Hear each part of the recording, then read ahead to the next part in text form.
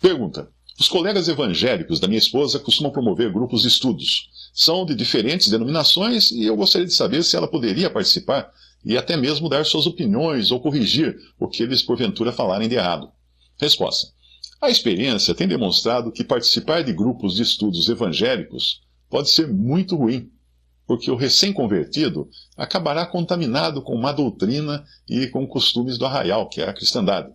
Além disso, a Bíblia deixa claro que o lugar da mulher é de não ensinar, o que poderia acabar acontecendo se ela estivesse num grupo assim e alguém ensinasse algo muito errado e ela quisesse corrigir o erro, e aí ela estaria ensinando a verdade, o que é a maneira correta.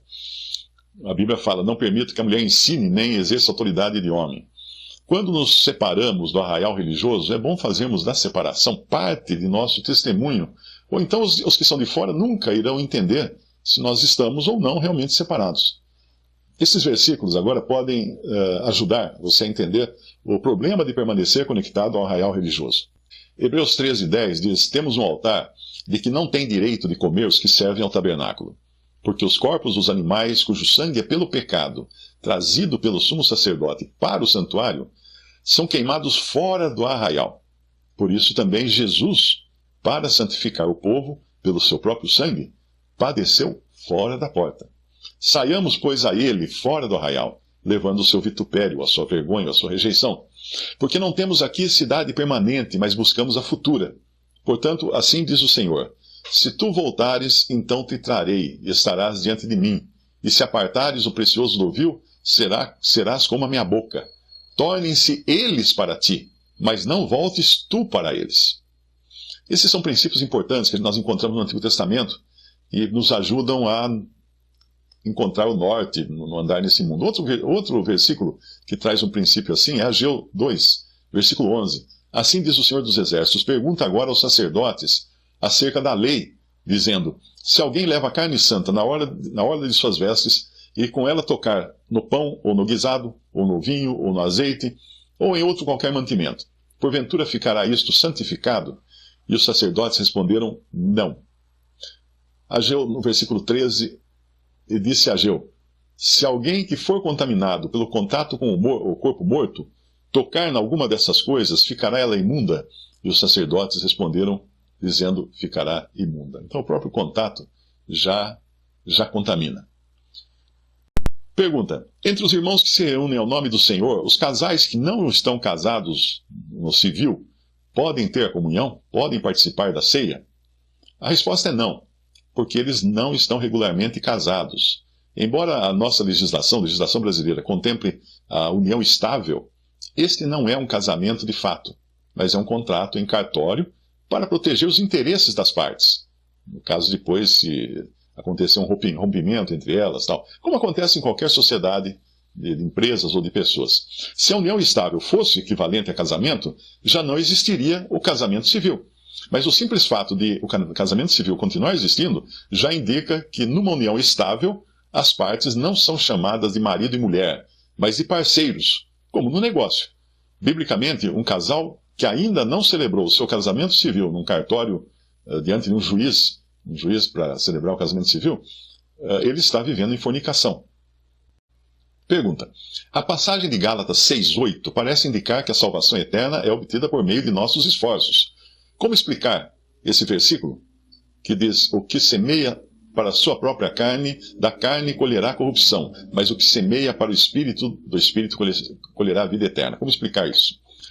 Vou dar um exemplo para responder. O meu filho tem nacionalidade italiana, e quando tem eleições na Itália, ele recebe uma comunicação via correio para votar, com instruções para votar. Por que ele recebe essa carta? Porque ele é italiano, e não para ser italiano, para se tornar italiano. A carta aos Gálatas foi escrita para salvos, e não para as pessoas se tornarem salvas. Outra coisa é que se você isolar o versículo, não poderá entender mesmo o assunto, que ali está tratando de compartilhar os bens.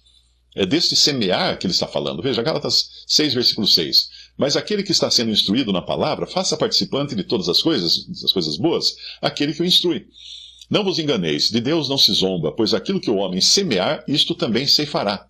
Porque o que semeia para a sua própria carne, da carne colherá corrupção. Mas o que semeia para o Espírito, do Espírito colherá a vida eterna. E não nos cansemos de fazer o bem, porque a seu tempo ceifaremos, se não desfalecermos. Por isso, enquanto tivermos oportunidade, façamos o bem a todos, mas principalmente aos da família da fé. Como você já viu, então isso tem a ver com causa e efeito, né? O que você faz, você colhe o fruto disso, bem ou mal. Aqui na Terra, não tem nada a ver com salvação. William MacDonald explicou da seguinte maneira: visto sob essa luz, vemos que semear na carne significa gastar o dinheiro consigo mesmo, com os próprios prazeres, com seus próprios confortos, e semear para o Espírito é usar o dinheiro para promover os interesses de Deus. Aqueles que fazem a primeira coisa colhem uma colheita de decepções e perdas aqui na Terra, porque aprendem, à medida que envelhecem, que a carne que eles viveram para agradar está se deteriorando, está envelhecendo, está morrendo. Então, na era ainda por vir, eles perderão recompensas eternas, ou galardões, né? Aqueles que semeiam para o Espírito irão, do Espírito, colher a vida eterna. Existem duas maneiras em que a vida eterna, a mesma palavra, é traduzida como eterna e é usada na Bíblia. A primeira é a posse presente de cada crente, aquilo que cada crente já tem, vida eterna, João 3,36. Segunda maneira é aquilo que o crente recebe no final da sua vida aqui na Terra, Romanos 6,22. Aqueles que semeiam para o Espírito desfrutam da vida eterna aqui e agora, de uma forma que outros cristãos não desfrutam. Então também eles colherão as recompensas que acompanham a fidelidade quando chegarem ao lar celestial. Pergunta: como você enxerga a imagem de um cristão que exerce seu trabalho secular dentro do setor bancário, se os bancos estão diretamente relacionados à ideia de lucro excessivo ou agressivo, de dinheiro e de usura? Como enxergar isso? Resposta: em Lucas 16:9, o Senhor diz o seguinte: granjai amigos com as riquezas da injustiça, para que quando estas vos faltarem, vos recebam eles nos tabernáculos eternos. A palavra riquezas aqui, nesse versículo, no grego, no original grego, é mamonas, ou seja, é tudo aquilo que é relativo a mamon. Então, o ensino do Senhor aqui é usar do dinheiro, que é de mamon, para as coisas de Deus. É isso que ele está querendo dizer aqui. Nós usamos muitas coisas desse mundo para a glória de Deus.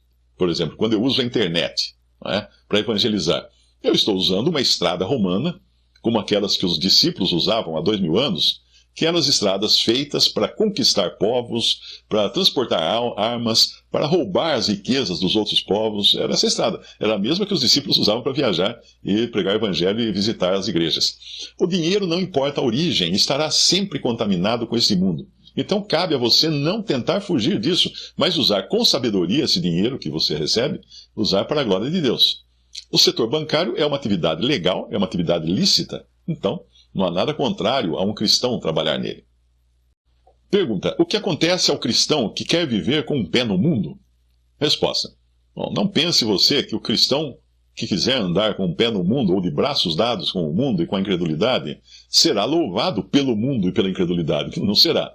Davi tinha recebido de Deus um lugar de honra e de realeza, mas com medo das consequências de se manter firme naquela posição, ele fugiu de Saul e tentou se aliar a Aquis, rei de Gate, inimigo de Israel. Ele acabou sendo motivo de zombaria, pois, para não ser morto, ele precisava se fingir de louco, abraçando o batente das portas, babando, fazendo toda aquela cena. E foi a maneira deprimente que ele encontrou para permanecer vivo, para considerarem que ele era inofensivo, que ele não ia fazer nada de mal. Um verdadeiro crente nunca será totalmente aceito pelo mundo e pelos incrédulos, e se ele tentar ser um deles, não encontrará lugar nem em um lado nem no outro, nem no lado dos incrédulos nem no lado dos crentes. Ao contrário de ser bem aceito, ele será visto babando como um doido. Veja a passagem em 1 Samuel 21:10. E Davi levantou-se e fugiu naquele dia de diante de Saul e foi a Aquis, rei de Gate. Porém os criados de Aquis lhe disseram: não é esse Davi, o rei da terra? Não se cantava desde nas danças, dizendo: Saul feriu os seus milhares, porém Davi os seus 10 milhares? E Davi considerou essas palavras no seu ânimo e temeu muito diante de Aquis, rei de Gate. Por isso se contrafez diante dos olhos deles, ou seja, mudou a sua maneira de ser diante dos olhos deles e fez-se como um doido entre as suas mãos e engravatava nas portas da entrada e deixava correr a barba, saliva pela barba. Então disse Aquis aos seus criados: Eis que bem vedes que este homem está louco, porque me trouxestes a mim? Faltam-me a mim doidos, para que trouxestes a este, para que fizesse doidices diante de mim? Há de entrar este na minha casa? Então, quando um crente quer participar das coisas dos incrédulos, ele vai ser visto como um doido. Pergunta: o Supremo Tribunal Federal constituiu inconstitucional uma lei aprovada pelo Mato Grosso do Sul que determinava que as bibliotecas e escolas públicas deveriam manter ao menos um exemplar da Bíblia nas suas bibliotecas. O que você acha dessa decisão? Resposta: o Supremo Tribunal Federal está correto, porque se nós vivemos num país laico, ninguém pode exigir nada relacionado à religião. A rigor, nem feriados católicos deveriam, ou evangélicos, deveriam existir. Eu não sei nem se tem algum feriado evangélico, mas católico tem alguns. Porque os feriados católicos são herança do descobrimento feito por católicos. Se fosse exigir que as escolas mantivessem uma Bíblia, teriam de exigir também que as bibliotecas das escolas públicas deveriam ter também todos os livros considerados sagrados de todas as religiões do mundo. Experimente pesquisar na Wikipedia por livro sagrado e você verá que isso iria ocupar boa parte da biblioteca. E hoje não faz diferença ter ou não Bíblia na biblioteca, porque qualquer estudante que quiser ler a Bíblia pode acessá-la pelo seu celular. E mesmo a escola, se ela quiser ter a Bíblia na biblioteca, ela não é impedida de fazer isso. O mesmo vale para os crucifixos, que são afixados em escolas, repartições públicas. Isso abre um precedente para que todas as religiões também reivindiquem direito a ter seus símbolos no mesmo local. Faltaria parede, não é? Ficaria estranho ver a parede de um tribunal toda enfeitada com crucifixo, meia-lua, estrela de Davi, símbolo do yin-yang e até aquela suástica. Até uma suástica, porque no budismo a suástica é símbolo de paz e prosperidade. Na minha opinião, o crucifixo não deveria estar em lugar algum, porque é um símbolo de tortura. Seria como pendurar nas paredes das instituições públicas e das escolas uma forca em miniatura com um pequeno tiradentes enforcado nela. Já pensou que estranho as pessoas terem um mini enforcado na parede das casas ou pendurado no pescoço? É uma hipocrisia governos exigirem que se coloque um símbolo considerado cristão nas suas repartições. Não se pode querer misturar os assuntos deste mundo, dos seus governos, das suas políticas, das suas religiões, etc., com aquele que o mundo expulsou daqui, depois de uma votação democrática, conforme nós encontramos em João 18:39 ao 40. Pilatos disse: mas vós tendes por costume que eu vos solte alguém pela Páscoa. Quereis, pois, que vos solte o rei dos judeus? Então todos tornaram a clamar, dizendo: esse não, mas Barrabás. E Barrabás era um salteador. Atos 3, de 14 a 15. Mas vós negastes o santo e o justo, e pedistes que vos desse um homem homicida, e matastes o príncipe da vida. Está pregando aqui o apóstolo, ao qual Deus ressuscitou dentre os mortos, do qual nós somos testemunhas. Então, é uma hipocrisia o mundo querer cristianizar suas instituições, visto que essas mesmas instituições um dia condenaram o Salvador. Visite respondi.com.br